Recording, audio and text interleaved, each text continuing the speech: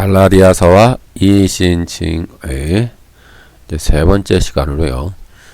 이신칭의 외에 다른 거짓 복음에 주의하라. 사도 바울은 갈라디아 성도에게 이신칭의는 하나님과의 그 관계 회복, 언약 관계죠.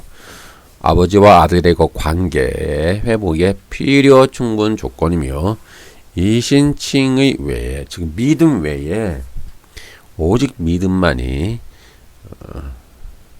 필요하다. 즉 믿음 외에 그 어떠한 다른 조건은 필요하지 않다라고 강조하죠. 이러한 강조는 오늘날의 신자가 새겨들어야만 합니다. 왜냐하면 오늘날에도 이신칭의 외에, 오직 믿음 외에 다른 어떤 것이 더 이렇게 추가적으로 뭔가 더 필요하다라고 주장하는 그런 거짓 복음이 오늘날에도 많이 있기 때문에 그렇습니다. 갈라디아서 3장 1절. 어리석도다 갈라디아 사람들아, 예수 그리스도께서 십자가에 못 박히신 것이 너희 눈앞에 밝히 보이거늘 누가 너희를 꾀더냐. 오늘날에도요 막 이상한 가르침들이 많아요. 그래서 누가 너희를 꾀더냐. 미국에서 건너온 이상한 하여튼 습이 많이 돼요. 그러니까 저는 미국을 이렇게 좋지 않게 보거든요. 왜냐하면 수많은 이단들의 원조가 미국이에요. 오리지널 이단들이 전부 한국으로 건너오는 거예요. 그래서 별의별 이상한 이단도 그렇지만은 많이 있지만, 오늘날 또 그 전파되는 이상한 신학 사조들이 있지 않습니까? 별별 이상한 신학 사조들이 거의 다 미국에서 건너오는 거예요. 이게 완전히 그냥 미국에서 완전히 그냥 무분별하게 말이죠. 무엇이 옳고 그른지를 구별하지 않고 전부 미국에서 수입해서 들어와니까 별별 가르침이 다 들어오는 거니까, 이 진정한 오리지널 복음, 그 근원적인 복음 외에 이걸 더 지켜야 된다. 이걸 더 지켜야 더 온전한 것이다. 이걸 더 지켜야 더 구원 얻는 데 더 온전한 것이다. 이런 별의별 그 거짓 복음이 많이 더 이제 들어오는 거예요. 그러니까 사도 바울의 입장에서 보면은, 갈라디아서 입장에서 보면은 별의별 이상한 그 가르침들이 들어오는 거라 이 말이에요. 이 당시에 보니까 제가 이제 1편, 2편에서 강조했지만, 구원을 얻는 조건으로 할례, 음식법, 절기법, 안식일 지키는 거를 이 사람들은 요구했잖아요. 마찬가지로 오늘날에도 가계 저주론, 귀신론, 비유풀이, 성령 회방죄, 이상한 무슨 두날개 운동, 예? 별의별 이상한 거 저도 잘 모르는데 하여튼 이상한 운동들이 많아요. 이런 운동, 저런 운동, 이상한 사이비, 신비주의, 성령 운동, 이상한 것들도 많아요. 긍정의 믿음, 번영, 신화, 하여튼 전부 그런 이상한 거 발생기는 다 거의 미국이죠, 미국. 예를 들어서 이제 가계 저주론 제가 비판했어요. 강의를 다 해놨고 블로그에 글을 올려놨으니까 읽어보세요. 이제 이게 가계 저주론도 이게 어떤 성령운동, 신비주의 성령운동과 결합돼가지고 나사렛 예수로 명하는 이 저주야 물러가라면 맨날 명령 내리고 명령 기도하면 물러간다고 명령 내리고 그런데요. 제가 말씀드릴게요. 굳이 이렇게 명령 내릴 필요 없어요. 여러분들이요, 하늘의 생명으로 충만해지면은 더러운 사탄의 악한 세력들은 저절로 물러가는 거예요. 여러분들이 힘써서 외쳐서 화살기도도 뭔 기도인지 모르겠는데 무슨 명령 기도 내리고 화살기도, 별의별 이상한 이상한 기도도 많이 있는데, 하여튼 미치겠습니다. 하여튼 이상한, 그냥 여러분이요, 하늘의 생명, 성령의 능력으로 그냥 충만히 하나님의 생명으로 가득 차세요. 그냥 여러분들이. 그러면 저절로 악의 세력은 물러가는 거예요. 여러분들 피해서 도망간단 말이에요. 근데 여러분들이 하늘의 생명으로 충만하지 않으면 화살기도를 내리든 나사렛 예수 이름으로 저주를 명령하든 물러가라고 외치든, 그래서 그것들이 그들이 비웃어요. 비웃는다고요. 우리가 하늘의 생명으로 충만하지 않으면 저 악의 세력이, 저 마귀의 세력이 우리를 비웃는다 이 말이에요.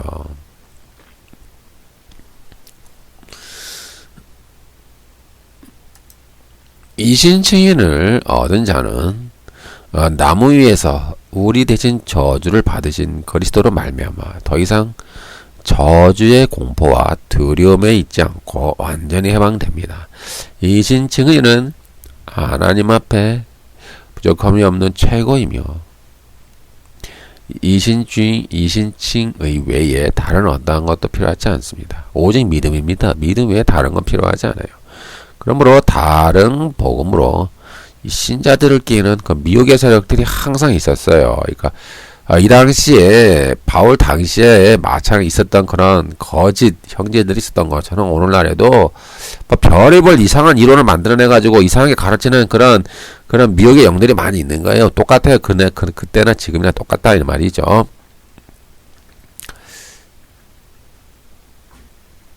그래서 이제 이러한 거짓 교훈에 빠져서 우리들은 뒤로 물러가거나 흔들리지 말고 믿음 위에 굳게 서야 합니다. 히브리서 10장 39절. 우리는 뒤로 물러가 아니요 오직 영혼을 구원함에 이르는 믿음을 가진 자니라. 그 사도 바울이 갈라디아서에서 말하는 복이 나오는데요. 이 복은 이신칭의의 복과 성령의 약속의 복을 말합니다. 바울은 모든 이방인이 믿음으로 말미암아 아브라함처럼 아브라함과 함께 칭의의 복을 누리며 비록 육적 혈통, 육적 자손은 아니지만 이제 영적으로 믿음으로 말미암아 영적 아브라함의 자손이 되어 이제 성령의 약속을 받는 복을 누리게 된다라고 말하고 있죠. 갈라디아서 3장 7절에서 14절. 그런즉 믿음으로 말미암은 자들은 아브라함의 자손인 줄 알지어다. 또 하나님이 이방을 믿음으로 말미암아 의로 정하실 것을 성경이 미리 알고 아브라함에게 복음을 전하되 모든 이방이 너로 말미암아 복을 받으리라 하였느니라. 그러므로 믿음으로 말미암은 자는 믿음이 있는 아브라함과 함께 복을 받느니라. 이는 그리스도 예수 안에서 아브라함의 복이 이방인에게 미치게 하고 또 우리로 하여금 믿음으로 말미암아 성령의 약속을 받게 하려 함이라. 이렇게 이제 바울이 믿음을 강조하죠. 즉, 이 거짓 형제들이 전한 다른 복음, 믿음 외에 할례나 안식일이나 음식법이나 기타 율법을 준수를 지켜야 구원을 얻는다라고 가르쳤던 그런 다른 복음을 이제 바울은 저주 내렸죠. 저주를 받으라 이렇게 저주를 내렸잖아요. 그리고 오직 믿음이다. 오직 믿음밖에 없다라고 이제 강조하면서 이제 과거에 그 아브라함과 하나님과의 그 언약을 맺으시면서 그 아브라함에게 언약하셨던 그 복이 있잖아요. 그 복에 대해서 다시 한번 구약의 사건을 가지고 와서 바울이 다시 설명을 하는 거예요. 이처럼 이제 중요한 포인트는요. 이 믿음으로 말미암아 우리는 아브라함의 자손이 되는 거예요. 영적인 자손이죠. 이제는 혈통의 의미는 사라진 거예요. 더 이상 중요하지 않다는 말이에요. 그리고 그런 믿음으로 말미암아 이방인을 의로 정하신다. 그리고 그게 복이라 이 말이에요. 복이란 말은 물질의 복이 아니라는 얘기예요. 네, 잘 먹고 잘 살고 만사형통하는 그런 물질의 복이 아니라 그들이 영혼의 구원을 복을 받는 영혼이 그들 영혼이 구원을 받는 칭의를 얻는 그러한 영적인 복이라 그 말이에요.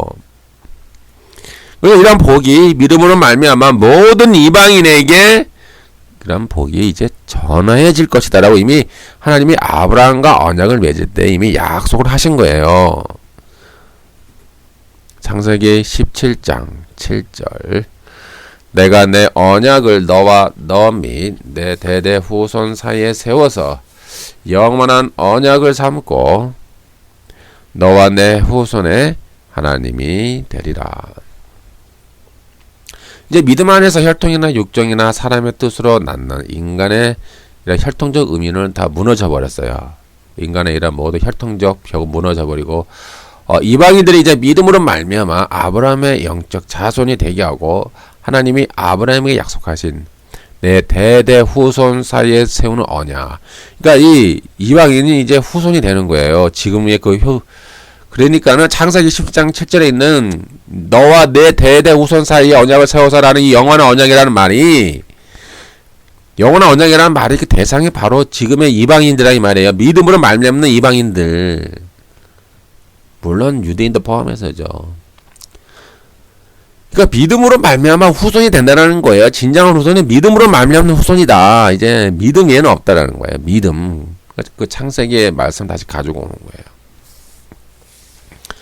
그래서 믿음 안에 이런 내 대대 후손 사이에 세우는 언약의 효력이 이 믿음 안에 있는 영적인 아브라함의 후손 모두 이방인에게 미치게 되는 거예요. 즉 이방인들이 믿음으로 내 대대 후손이 그 자신이 되는 거야. 내 대대 후손의 대상이 되는 거예요. 본인가는 믿음으로 말미암아. 그래서 영원한 언약의 대상이 되는 것이죠. 그리고 믿음 안에서 아브라함의 자손이 되었으면 이제 약속대로 유업을 이을 자, 곧 상속자가 되는 복을 얻게 됩니다. 그러니까 오직 믿음으로 얻는 거예요.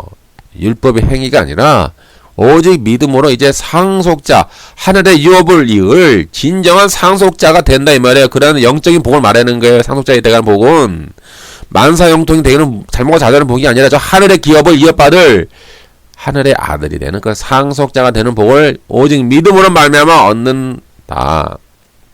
그것이 진정한 복이다라는 거예요. 그런데 상속자는 이 세상의 부와 명예와 성공을 상속받는 것이 아니기 때문에 오해하지 마세요. 진정한 의미의 상속자 하늘나라입니다. 하나님이 아브라함과의 언약 속에서 그의 자손들에게 약속하신 것은 이 세상적 성공이 아니라 저 하나님 나라를 상속받게 될 것이다 라고 약속하신 거예요. 갈라디아서 3장 29절 너희가 그리스도의 것이면 곧 아브라함의 자손이요 약속대로 유업을 이을 자, 곧 상속자라는 의미예요. 상속자. 이것도 마찬가지로 야고보서 2장 5절에 보면은 내 사랑하는 형제들아 들을지어다 하나님이 세상에서 가난한 자를 택하사 믿음에 부여하게 하시고 또 자기를 사랑하는 자들에게 약속하신 나라를 상속으로 받게 하지 아니하셨느냐. 나라를 상속으로 받는 거예요. 나라요, 나라. 여러분들이 상속의 개념을 바로 잡으셔야 돼요. 하나님이 이 세상에 이 땅 위에서 여러분들에게 회사 하나 세워주셔가지고 여러분들이 그 재벌처럼 이 땅에 재벌들처럼 이 땅 위에 있는 모든 부귀영화를 여러분들이 상속하게 해준다는 말이 아니라 저 하늘에 있는 하나님의 나라, 그 하늘에 있는 그 하늘의 기업을 여러분들에게 상속받을 수 있는 자격을 주신다라는 거예요. 오직 믿음으로 말미암아. 이러한 개념은 이제 요한계시록에도 있어요. 21장 7절. 이기는 자는 이것들을 상속으로 받으리라. 나는 그의 하나님이 되고 그는 내 아들이 되리라. 이것이 사도 바울이 갈라디아에서 말하고자 하는 복의 의미예요. 복이란 무엇인가? 우리가 생각하는 그런 복이 아니에요. 물질적 복이 아니라 이 말이에요. 이란 정말 영적인 복, 이란 진정한 복인데 이것이 정말 우리가 현대를 살아가는 기독교인들이 추구해야 될 복이에요. 그리고 우리가 전도할 때에 불신자들에게 전해야 될 진정한 복이 되는 거예요. 그런데 오늘날 교회에서 가르치는 복음은 어떤 복을 강조를 하고 있을까? 현세적이며 물질적 복을 설교하는가? 아니면 바울처럼 저 하늘에 있는 영원한 나라를 상속받는다라고 하는 그런 복을 가르치고 있는가? 스스로 여러분들이 한번 성찰을 해보시기 바랍니다.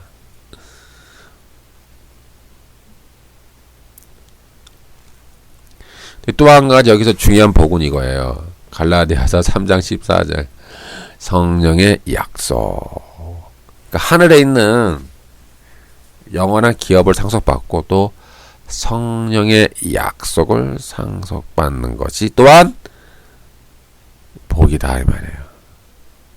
중요한 내용이에요. 이 약속을 놓치시면 안 돼요. 그리스도로 말미암아 성취된 이신칭의의 복과 성령의 복. 원래 창세기에서 아브라함과의 언약에 등장하는 자손은 이게 좀 집합적이면 이게 복수형이에요. 원래 복수형이고 집합적이죠. 이 자손에 해당하는 헬라어 스페르마티의 마티는 그 복수형인 스페르마신과 함께 집합적 의미로 사용됩니다.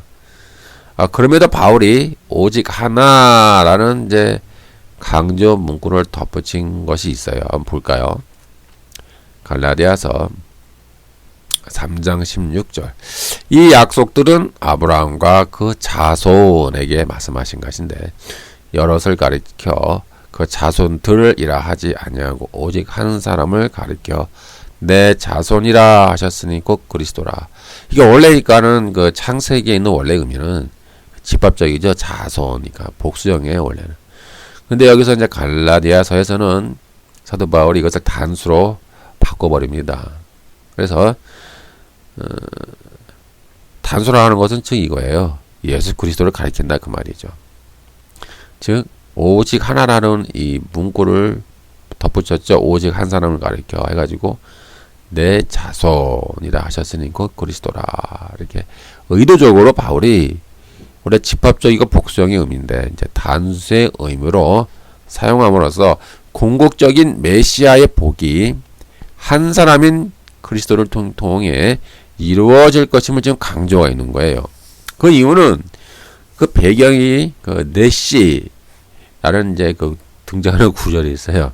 창세기 22장 17절 18절 보면은 내가 내게 큰 복을 주고 내 씨가 크게 번성하여 하늘의 별과 같고 바닷가의 모래와 같게 하리니 내 씨가 그 대적의 성문을 차지하리라. 또 내 씨로 말미암아 천하 만민이 복을 받으리니 이는 내가 나의 말을 준행하였음이라 하셨다 하니라. 여기서 보면은요 이 씨의 그림이 복수가 나오고 단수가 나와요 지금. 그러니까 창세기 22장 17절에 보는 내 씨는요 복수형이에요. 그러니까 내 씨가 크게 번성한다 그러죠. 하늘의 별과 같이 바다의 모래와 같이 내 씨가 대적의 문을 차지하리라. 이건 복수고요. 이제 18절에 가면은 18절에 등장하는 내 씨는 단수예요. 단수. 그리스도를 얘기하는 거예요. 그리스도. 내 씨로 말미암아 천하 만민이 복을 받으리라. 여기서 말하는 내 씨는 그리스도 단수. 17절에 등장하는 내 씨는 복수형이에요. 복수형. 좀 혼돈스럽죠. 혼돈스러운데 이제 바울이 이제 이런 것을 이제 가지고 오는 거예요. 갈라디아서로. 그래서 이제 그 이유는 그 배경이 내 씨가 이게 집합적인 의미와 함께 단수로도 쓰여졌기 때문에 그리스도를 지칭하는 내 씨로 말미암아 전하 만민이 복을 받으리라고 하는 그런 구절이 있잖아요. 창세기 22장 18절. 하나님은 이미 아브라함과의 언약 속에서 이 그리스도를 통한 칭의의 복, 칭의의 복, 복이라는 것은 구원의 복이잖아요. 그러니까 칭이라는 말이에요. 믿음을 통해서 하나님으로부터 의롭다함을 받고 하늘의 생명을 부여받고 구원을 부여받는 그런 복을 말하는 거죠. 이런 복이 성취될 것을 이제 포함하신 거예요. 하나님이 이미.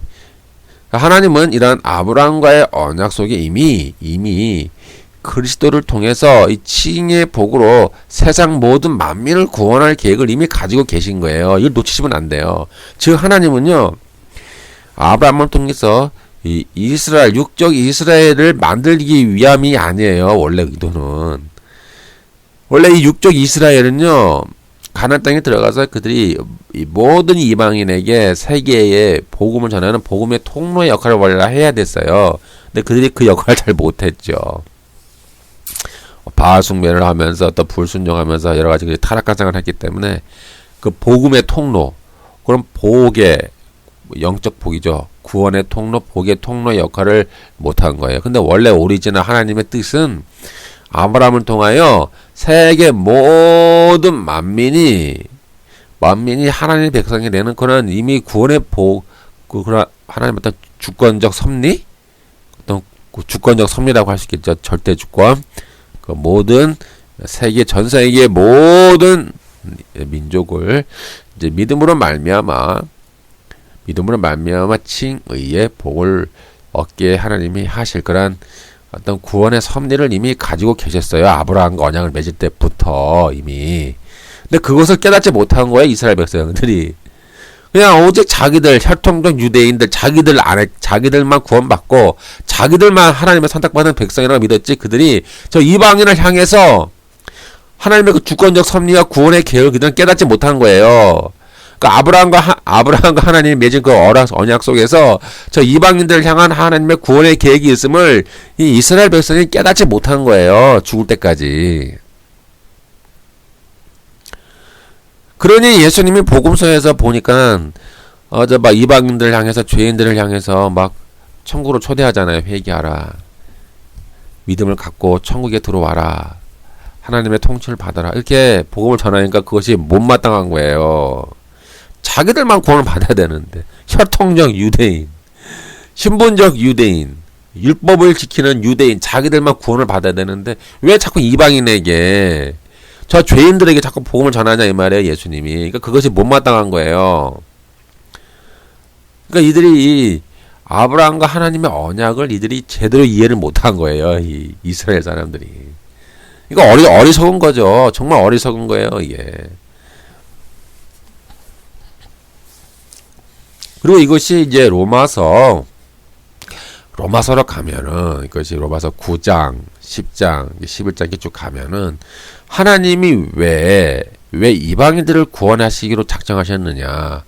하나님이 이방인을 구원하시기로 한 그 이유, 그 구원 섭리도 그런 맥락 속에서 포함이 되어 있어서 그렇게 설명을 해 나가고 있어요. 그러니까 원래 하나님은 육적 이스라엘 외에 하나님은 원래 의도는 모든 이방인이 복음으로 말미암아, 믿음으로 말미암아 칭의의 복을 얻을 수 있게 하나님이 이미 계획을 갖고 계셨었다라고 이제 함으로써 이 복음이 이방인에게 전파되는 것이 하나님께 전혀 불의한 일도 아니고 하나님 원래 뜻이었다.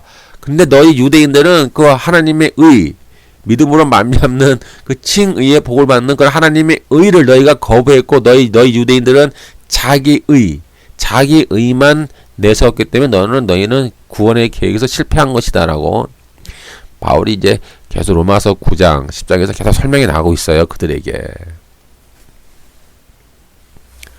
바울의 결론은 이것이죠.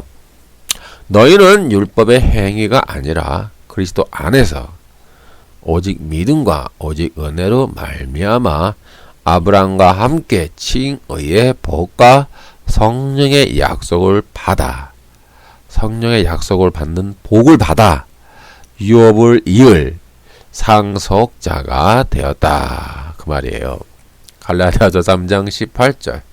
만일 그 유업이 율법에서 난 것이면 약속에서 난 것이 아니니라. 그러나 하나님이 약속으로 말미암아 아브라함에게 주신 것이라. 여기서 바울은 이제 율법과 믿음을 대조를 해요. 어느 것이 우월하냐? 그럼 바울이 그래요. 믿음이다. 율법은 그냥 그림자 아니냐? 율법은 본질이 아니다는 거야. 율법은 그냥 하나님의 뜻이 담겨져 있고, 율법은 하나님이 그 자신의 백성을 통치하는 통치 원리예요. 원리. 통치 수단이 율법이지, 율법 자체에 구원을 주는 어떤 효력은 발생하지 않고, 그냥 율법은 언약 관계를 유지하는 언약적 의무예요. 언약적 의무. 그러므로 율법보다 더 뛰어난 것은 바로 믿음이다. 믿음. 그거를 이제 비교를 쭉 해 나가고 있죠. 갈라디아서 3장 18절 아까 읽었죠. 이처럼 이제 그 기업이 율법에서 난 것이면 약속에서 난 것이 아니니라.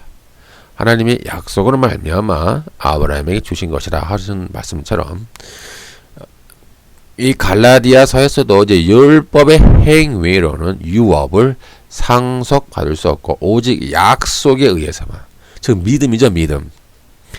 믿음과 그 약속에 의해서만 유업을 받을 수 있다고 말합니다.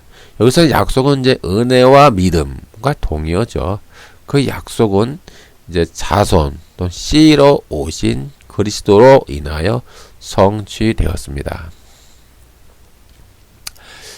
그렇다면 율법을 주신 목적은 무엇인가요? 그것은 약속된 분이 오실 때까지 죄가 무엇인지를 깨닫게 하기 위한 것이죠.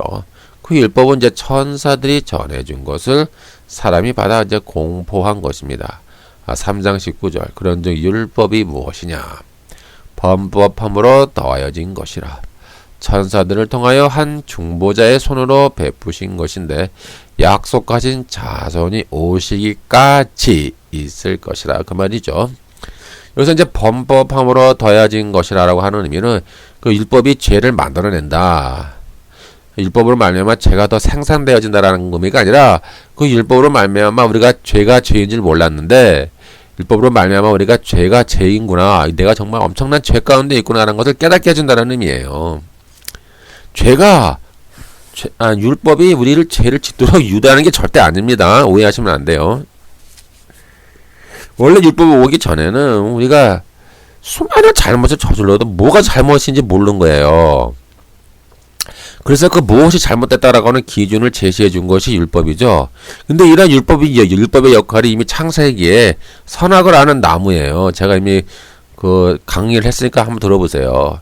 그러니까 하나님이 왜 동산 중앙에 선악을 아는 나무를 만들었는가 하면은 그냥 믿으면 잘 지키나 안 지키나 테스트하려고 하는 것도 아니고 인간을 그냥 멸망시키기 위해서 타락하게 시키기 위해서 하나님이 만든 게 아니라 하나님이 선이다 이 말이에요. 하나님 말씀이 선이고 하나님이 절대 기준이고 하나님이 절대 선인데 하나님 말씀과 어긋나는 다른 어떠한 하나님 말씀과 반대되는 어떠한 말을 하는 어떠한 수많은 모든 것들이죠.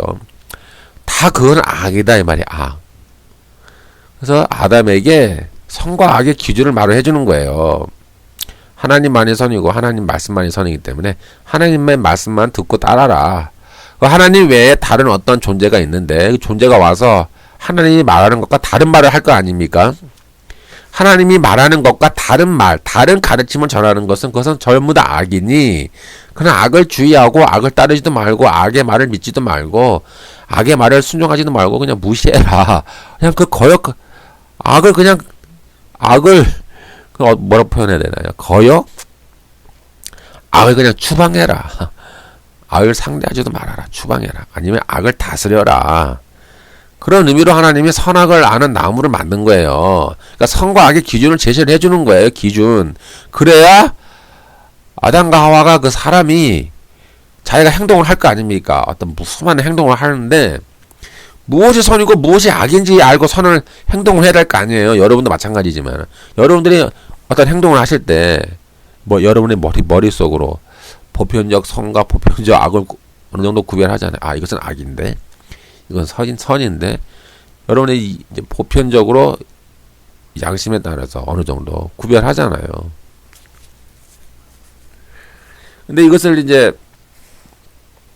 하나님 말씀으로 딱 이렇게 비춰주면은 더 보편적인 선과 악의 개념이 더 분명해지죠.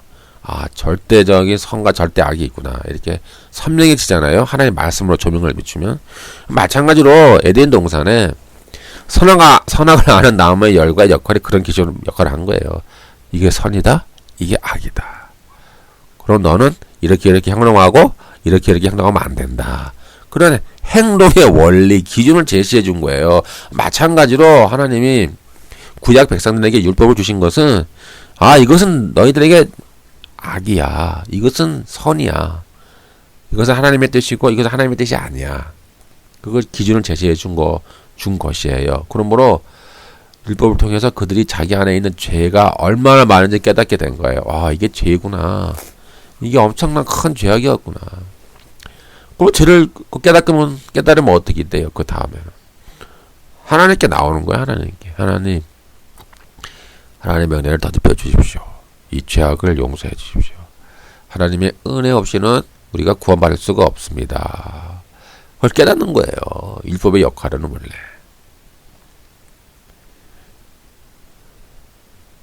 때문에 그 율법은 이제 천사들이 전해준 것을 사람이 받아 공부한 것이죠. 이런 이제 율법의 개념은 다양해요. 아주 그 로마서에 보면은 율법의 개념이 다양하거든요. 제가 이미 그 로마서 강의할 때 설명해 놨으니까 한번 들어보시고요. 이렇게 율법의 개념은 다양하다. 이렇게 이해하시고 한번 강의 들어보세요. 따라서 그 율법에는 이제 중재인을 필요로 했어요.